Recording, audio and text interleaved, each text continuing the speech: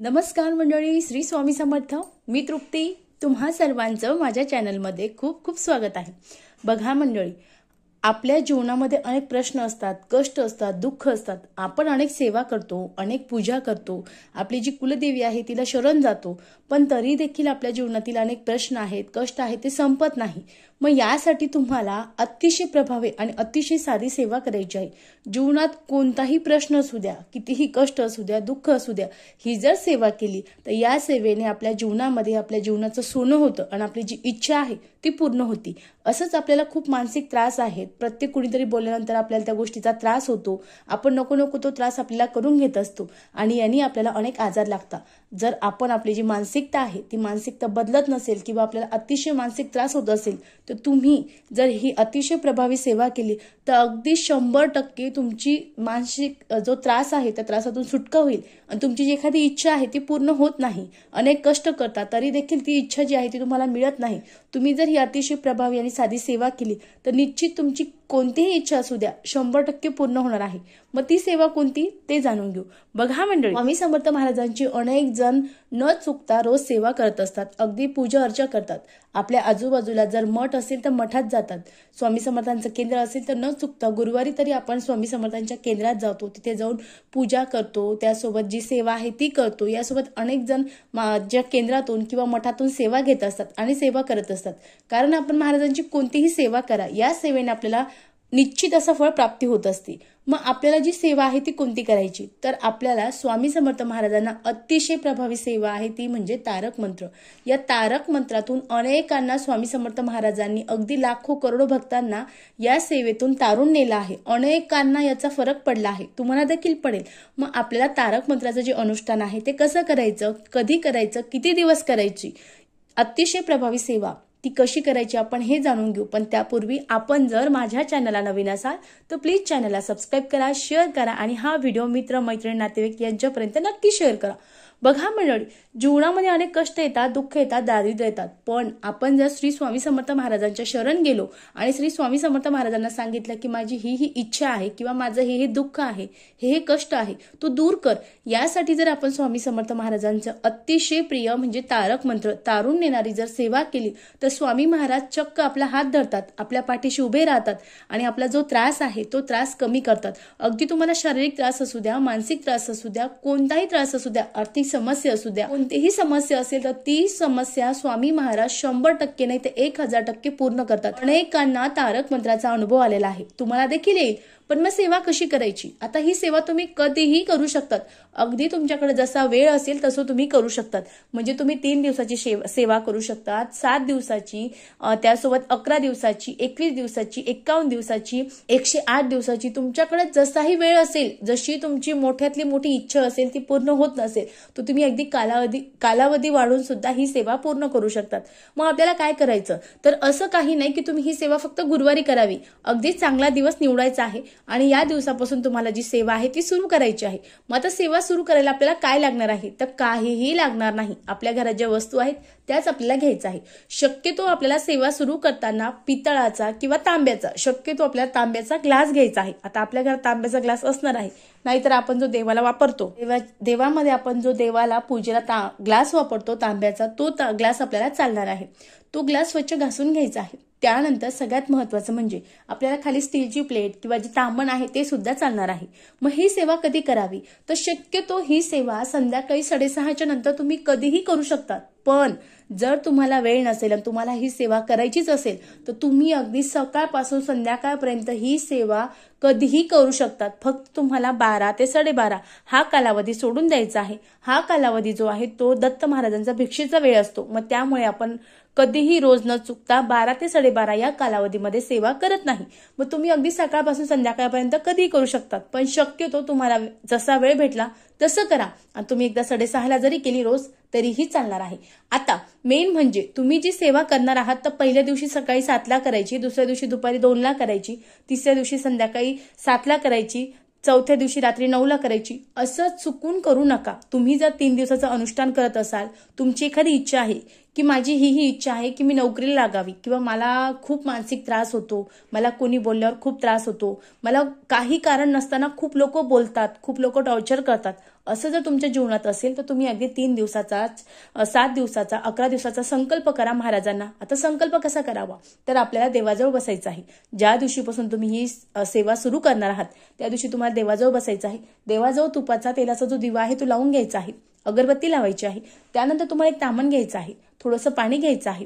जो आपल्याला, मी तुम्हाला आधीच सांगितलं, आपल्याला तांब्याचा ग्लास लागणार आहे. त्यात थोडंसं शुद्ध पाणी भरून आणायचं आहे, तो स्वच्छ घासून घ्यायचा आहे. त्यानंतर आपल्याला उजव्या हातामध्ये पाणी घ्यायचं आहे, उजव्या हातामध्ये पाणी घ्यायचं आहे. त्यानंतर त्यात आपल्याला थोडंसं हळदी कुंकू टाकायचं आहे, अक्षता टाकायचं आहे.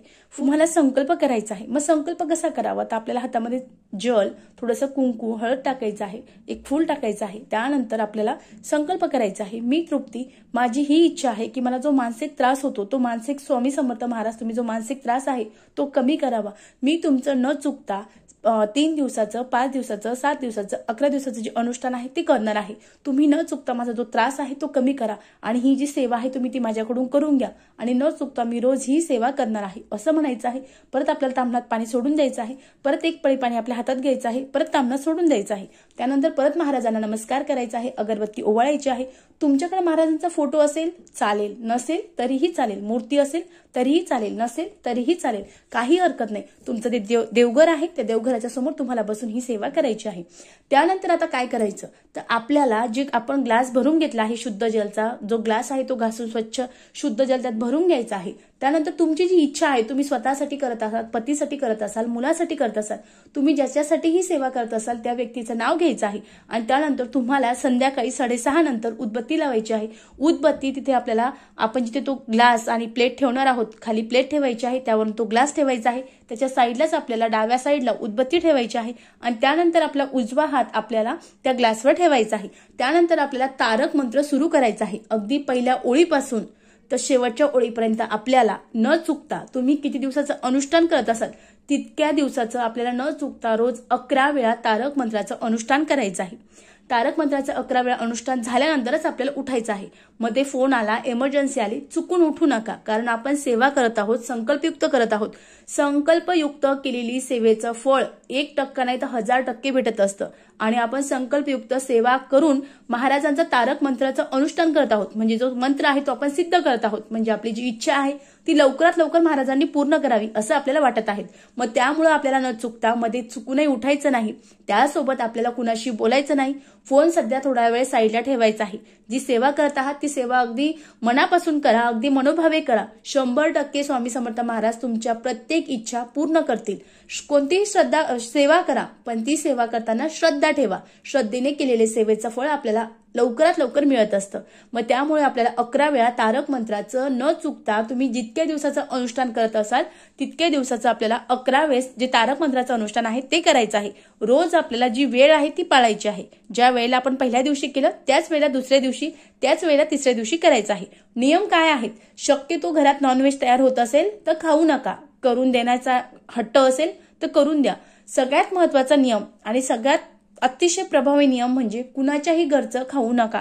तुम्ही ही सेवा तुमच्या शारीरिक कष्ट, दारिद्र्य, दुःख, आर्थिक समस्या, नोकरीच्या काही समस्या असतील, मुलांच्या काही समस्या असतील, पतीच्या काही समस्या असतील, पतीला व्यसन असेल, बाहेर एखाद्या परस्त्रीच्या मागे लागलं असेल, मुलगा ऐकत नसेल, चिडचिड करत असेल, मुलगा व्यसन करत असेल, मुलीचं लग्नाच्या समस्या असतील, मुलीला लव्ह मॅरेज करायचं असेल पण तुमच्या पसंतीचा ती मुलगा करायला तयार होत नसेल तर तुम्ही त्यांच्यासाठी सुद्धा ही सेवा करू शकता. तुम्ही हे तीर्थ तयार करायचं आहे आणि न सांगता ती ऐकत नसेल, पीत नसेल तर अगदी पाण्यात द्या, दुधात द्या, चहात द्या, पण तीर्थ वाया जाणार नाही याची काळजी घ्या. कारण तारक मंत्र म्हणजे अतिशय प्रभावी ही सेवा आहे, पण त्याचं तीर्थ फेकून देता येणार नाही याची काळजी तुम्हाला घ्यायची आहे. उरलेलं तीर्थ तुम्ही स्वतःही प्राशन करू शकता. तुमच्या सुद्धा अनेक व्याधी, अनेक दुःख, अनेक कष्ट दूर होऊ शकतात. मग तुम्हाला त्या व्यक्तीला हे तीर्थ द्यायचं आहे. ती व्यक्ती ऐकत नसेल, त्यांना वाटत असेल की तुम्ही काहीतरी करत असाल तर तुम्ही अगदी काहीतरी युक्ती लढून तुम्हाला ते तीर्थ त्यांच्यापर्यंत पोहोचायचं आहे. आता सगळ्यात महत्वाचं म्हणजे ही सेवा कोणीही करू शकतं. अगदी पुरुष, महिला, मुलगा, मुलगी, सासू, सासरे, आई, वडील कोणीही सेवा करू शकतो. अगदी सेवा चांगल्या मनाने करा, चांगल्या श्रद्धेने करा, चांगल्या भावाने करा. तुमची जी इच्छा आहे ती पूर्ण होणार आहे. कोणत्याही प्रॉब्लेमसाठी, अगदी कोणत्याही समस्येसाठी ही सेवा अतिशय प्रभावी आहे. मी तुम्हाला आधीच सांगितलं, कोणतीही अडचण असू द्या, कोणत्याही अडचणीतून दूर व्हायचं असेल, दूर करायचं असेल तर ही सेवा अतिशय प्रभावी आहे.